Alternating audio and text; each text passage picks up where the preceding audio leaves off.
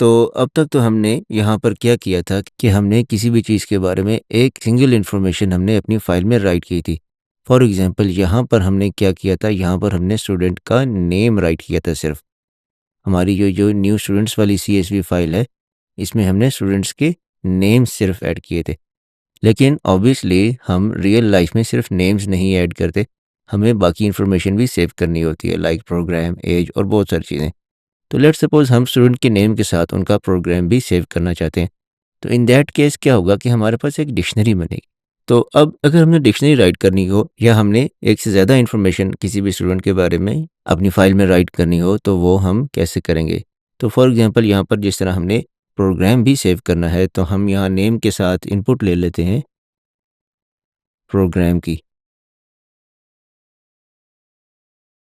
तो डिक्शनरी को राइट करने के लिए अब यहाँ पर जिस तरह हम करें ना with open file name, append mode, new line, ये सारी चीज़ ऐसे ही रहेगी। चेंज कहाँ आएगा?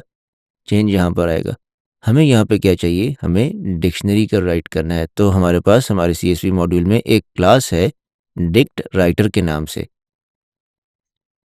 डिक्ट राइटर, ये एक क्लास है हमारे सीएसवी मॉड्यूल के अंदर जो कि डिक्शनरीज को राइट करती है किसी भी फाइल में। तो हमने यहाँ पर क्या किया? हमने राइटर के वेरिएबल में सीएसवी के मॉड्यूल में से डिक्ट राइटर की क्लास कॉल की और उसको अपनी फाइल पास कर दी।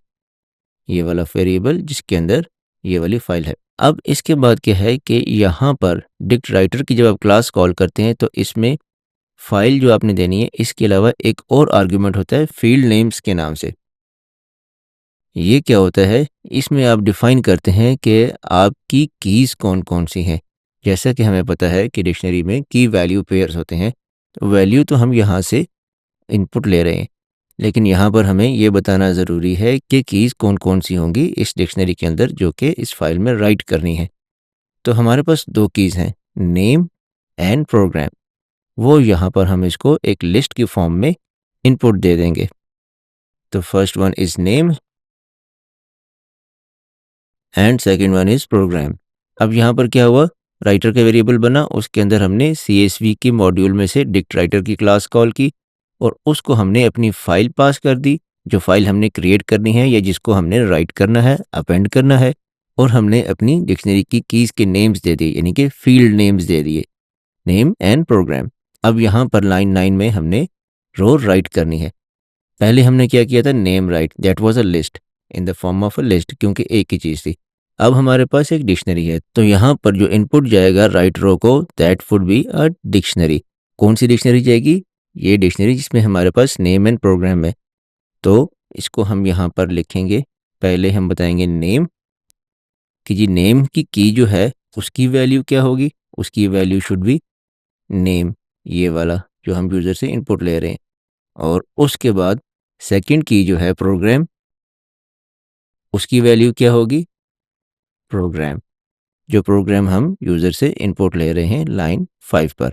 अब क्या हुआ कि हमने यहाँ पर एक फ़ाइल क्रिएट की, या ऑलरेडी ये एग्जिस्टिंग फ़ाइल है, और इसमें हम स्टूडेंट्स ऐड करेंगे विद नेम एंड प्रोग्राम। तो let's run this program. File भी यहाँ पे ओपन कर लेते हैं ताकि आप देख लें। तो लेट्स सपोज़ यहाँ पर हम ऐड करते हैं Stella and in management sciences program, press enter. तो आप देखें हमारे पास स्टेला ऐड होगी और उसका प्रोग्राम भी ऐड हो गया, मैनेजमेंट साइंसेस, और ये दोनों चीज़ें सेपरेट हो गई कॉमा से, because CSV stands for comma separated values. तो यहाँ से हम इसको नो करते हैं। अब ये चूँकि CSV फाइल है, आप इसको एक्सेल में ओपन कर सकते हैं, तो इसको मैं आपको एक्सेल में दिखाता हूँ। तो ये रही हमारी फ़ाइल, ये वाली। इसको जब हम ओपन करेंगे तो आप देखिए हमारे पास स्टेला अपने कॉलम में ऐड हुआ है और उसका प्रोग्राम अपने कॉलम में ऐड हुआ है। तो इस तरह हम कोई भी डिक्शनरी राइट कर सकते हैं अपनी किसी भी CSV फाइल के अंदर।